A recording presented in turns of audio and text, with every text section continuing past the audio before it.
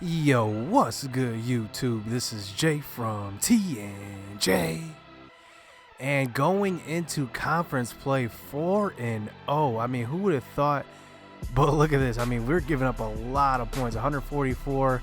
Hopefully we don't give up that many points in conference. We are going up against UCF this game. And look at them. They're 0-3. I wouldn't think that UCF would be 0-3. Especially since they had a really good season in real life. I thought they would be a little bit better in this game, but FIU, Mizzou, and UNLV are their losses up to this point. They lost badly to UNLV. But looking at our conference here, I mean, let's just see. I mean, Houston is going to be a tough game for us. Why? Because they throw the ball. They're going to just spread it out.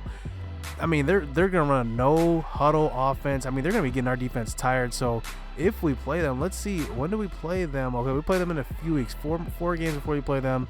Navy, it's going to be a running attack. We could possibly stop it, but we do have problems stopping the run, so that's going to be a tough matchup. But looking at the rest of our conference, 0-2 Connecticut already.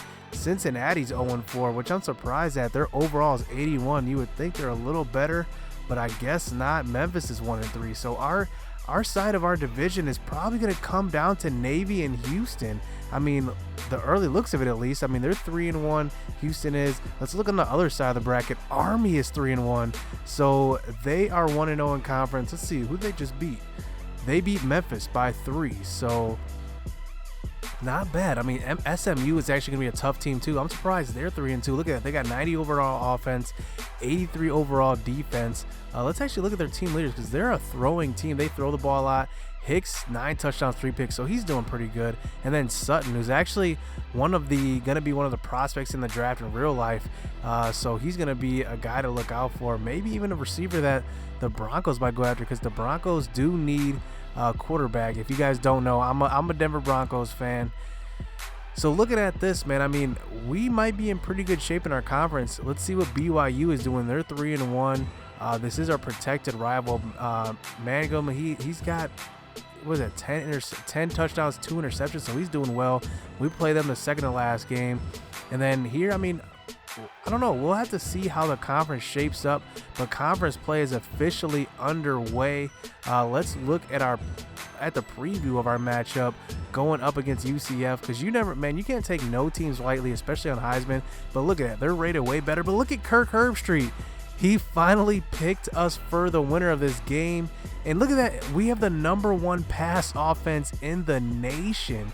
304 yards averaging through the air. And look at our defense. I mean, total defense ranked 114. But look at UCF. They are worse than us, 122. So we might light it up on offense. You never know. We have to force some turnovers. I mean, come on. I mean, we got to force something because look at that offense. I mean, their offense is horrible. Nothing ranked above 100 except for pass defense, which is 94. So we're going to be looking to light this team up. But let's hop into this game. First conference game of this Marquette University Dynasty. So let's get it. So UCF on the road to start our conference play. So here we go, man. Hopping straight into this game play. LaRue Wiley with the early tackle that time on the running back. But on a 3rd and 4, this is the problem we've been having. I mean, we're giving up too many yards on the first drive. So here's Jawan Hamilton getting the handoff to the outside, but Ramsler comes all the way from the other side of the field, gets to tackle that time. And Milton this time breaking a couple tackles, but we are getting in for the sack that time. And we do force a punt on the first drive. And that is just a great sight to see because, man, our defense has just not been there in non-conference play. So hopefully it shows up in conference play. So here we go. Ben Miller getting the ball early on offense. And I'm telling you, that's just a part of my game plan. I need to get Ben Miller involved early. I need to get Alex Brown involved early. And look at Ben Miller running over the defender that time. He is a big boy. Like, he is huge. When he gets the ball, I mean, you better get out of his way. He straight barrels a defender on that one. So here we are, 2nd and 7 inside of the 30-yard line. Cohen's going to roll out right, get it to McDowell there, the backup tight end. for the nice 10-yard gain. And McDowell is actually, he's just one of those guys that gets it done. He has a low overall. Remember last year we had Cantrell running back. He had a very low overall. McDowell isn't any better. I think he's like 62 overall, and he gets it done as a backup tight end. He's pretty decent. But Alex Brown finishes off the drive. So that's a 7-0 lead for the Marquette Eagles. And this defense is showing up early, getting it to Jawan on the screen pass early in this game. So on a 3rd and 7, they're finding Atkins across the middle. That's Jordan Atkins for the 11-yard reception. So Milton handing it off to Jawan Hamilton one more time. But what a nice play that time by the Marquette defense. So on a 3rd and 10, they run a verticals, but we're getting to Milton that time. A combination of Ramsour and Ali Christian on the tackle that time. So we forced 2 punts early in this game. And here we are, man.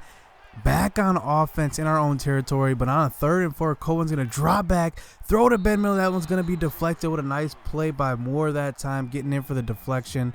And we had to punt back to them. So here we go. Jawan Hamilton back on offense and running over Cohen for the nice 11-yard gain. And that's the thing. Cohen isn't a hard hitter. He's decent, but, I mean, he hits Milton that time pretty hard. But, I mean, he's a decent tackler. What I use him most for is his speed. I mean, he can get to areas that a lot of guys can't get to. I mean, he uses his speed pretty well. So, now Central Florida is inside of the 20-yard line. And on a 3rd and like 5, they were getting it to the receiver across the middle. But the receiver can't handle that one. So, they do settle for the field goal. So, now Marquette takes over with the 4-point lead towards the beginning of the second quarter. 5 minutes left, and Cohen's gonna roll out right, get pushed out of bounds that time, getting close to the 50-yard line. So Alex Brown getting the carry up the middle, and he's been hot lately, just getting him the ball anytime I can. He's a dynamic playmaker, but I've also been trying to get other people involved because he does get tired very, very easily. I've been noticing, and look at Oliver. I mean, he has made a ton of one-handed catches this year. That's one of them, and that's a nice catch that time, a nice gain. And the freshman Oliver, I mean, he's a guy that's very, very underrated on our team. He's definitely made so many plays for us, especially in the slot position, and he doesn't get tired. I don't know if his stamina is just higher than most players, but a lot of times when, a lot of receivers get tired on drives, McCray, Chad Ball, it seems like Oliver's just always on the field. He's never getting subbed out. But here you can see on a 4th down, Ashton Cohen on an option keeper gets in for the touchdown. It's 11-point lead here for the Golden Eagles on offense. And here we are, 2 minutes left in this game. UCF giving it to Jawan Hamilton, and Jawan Hamilton's breaking a couple tackles, getting a nice 6-yard gain that time. So on a 3rd and 1, giving it to him one more time. He fights for the extra yardage. We could have definitely used that stop, and they would have punted it to us. So the Heisman. She's look at Rivera. He straight lets Jawan Hamilton run right past him, and now they get inside the 20-yard line. So on a 2nd and 1, McGowan gives Lewis Parker. Is that Lewis Parker? That's actually Nunez on that play. Gets a mean stiff arm, and this Central Florida offense is caught back up to us basically off of that long run given up by Kamara Rivera. He had the guy stopped. He just let the guy run right past him. So now we have about a minute left to drive down this field, get some points on the board, and there's Kevin Oliver getting open. So on a 1st and 10, attempting to throw deep, I definitely could have lobbed that one deep. Maybe could have came up with a big catch by Ben Miller, but we throw the bullet. It's almost picked off. But on a 2nd and 10, finding McCray on the outside. 30 seconds left in this half, and here we go. Cohen dropping back to pass, throwing across the middle one more time, and this one is actually going to be picked off this time by Neal, and that's a costly turnover because we could have definitely put some points on the board, but we do get the ball at half. We've been kicking the ball to start the game on pretty much every game this season, and it's paid dividends because we're 4-0 when we kick the ball. But here we are in conference play, and we can't get out of the pocket that time. taking the sack that time from Titus Davis. So on a 3rd and 24, they're sending another blitz, and Cohen's going to roll out to the right, throw across the middle, and this one's going to be picked off once again by Robinson over the middle, trying to just make a play on a 3rd and long, and we throw a pick. So they take over at about the 50-yard line. And on the first play, Jawan Hamilton splits the defenders that time. Cohen can't make the tackle, and Jawan Hamilton skips in for the 51-yard touchdown. And this is a 3-point lead now by the UCF Golden Knights. And man, I mean, this is like bad because we had that 14-3 lead. We thought we were rolling, and I mean, this team has come back and take the lead. I mean, we got to get going here on offense. I don't know what's up with our offense, but the UCF defense has definitely stepped up a little bit, especially in zone coverage. They've been covering zones pretty well. And on a 3rd and 7 inside the red zone, Cohen throws an absolutely horrible pass. I mean, we needed this. Look at the space that he had to make this pass, and look where he throws it. He straight overthrows Oliver, and that's going to be an interception. So now UCF takes over. And guess who? Jawan Hamilton breaks a tackle and breaks this one for a very, very long gain. 87 yards given up on that play. And, man, our 11-point lead has turned into a 10-point deficit, and the Marquette Golden Eagles have to depend on this offense, and it's something that we've had to depend on up to this point, but not down like this. I mean, we are down, and they have all the momentum. So they have over 300 yards total yards. We have about 260. So, I mean, we're doing pretty decent on offense, but, I mean, definitely not capitalizing. Those 2 picks definitely came back to haunt us so far in this game.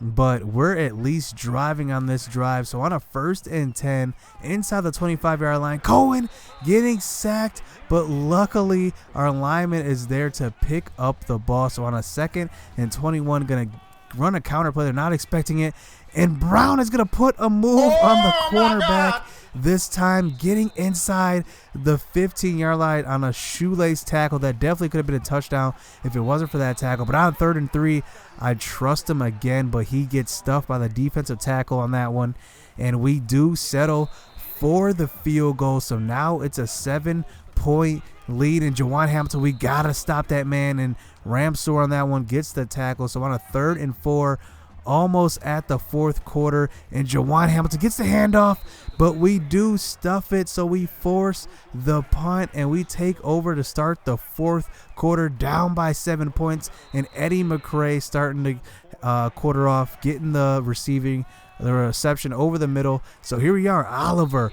running anything we can. We have to throw this defense off because they've been showing up, so we have to mix up the play call definitely.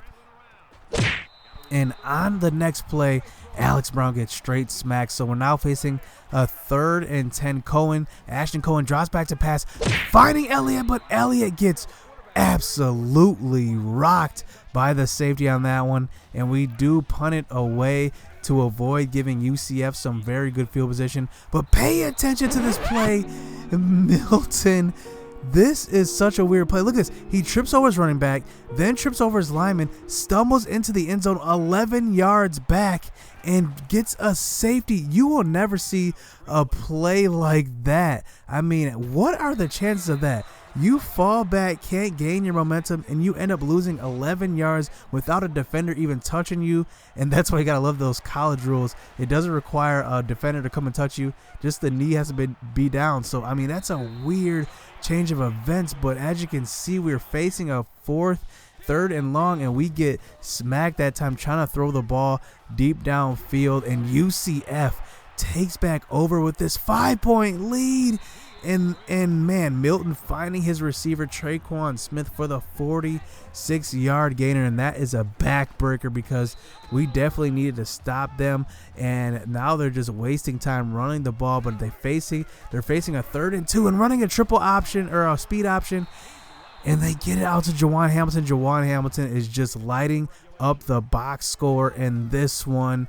And on a 3rd and 6, sending a blitz, and he throws it away on the screen pass. So we do get them to attempt a field goal, and this one is going to be good. So this 5-point lead is back up to an 8-point lead now. So 3 minutes left in this game. Giving the ball to Alex Brown. We have a lot of time left. We have about 3 minutes left to drive the length of the field, and we're getting the running game going here. Gotta show some balance, and here they are sending another blitz, and we get it to Oliver. Like I said, he just finds a way to always be in the game. This time he's on the outside for the curl route. So on a 1st and 10, Ashton Cohen's gonna roll out, find Herman Rogers inside the 15-yard line. So remember, we have to score and go for 2. So here we are, giving it to Alex Brown, getting stuffed there on a 2nd and 11. So now we're facing a 3rd and 11, and a minute left in this game, and we throw over the middle. Ben Miller gets jammed on that one, can't come up with the catch. So now facing a 4th and 11, 2 timeouts left. Cohen rolls out to the right, throwing across his body, and look at this. A receiver does not go for the catch, and man, 2 timeouts left. So we at least have a little bit of time if we stop them on a 3rd down, and we do just that. So we get them to punt the ball to Chad Ball, and you know the rules. Do not kick it to him. He's a threat to run it back every time, and he gets a lane to the outside. Couple of defenders to beat, but he gets tackled at about the 43-yard line. So 9 seconds left in this game. Play action.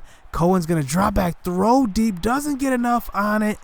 And who else but Neal gets his 2nd interception of the game, and UCF. I would say this is an upset. They upset Marquette. And man, what a way to start conference play. We start with a loss. Jawan Hamilton straight destroys us in this game.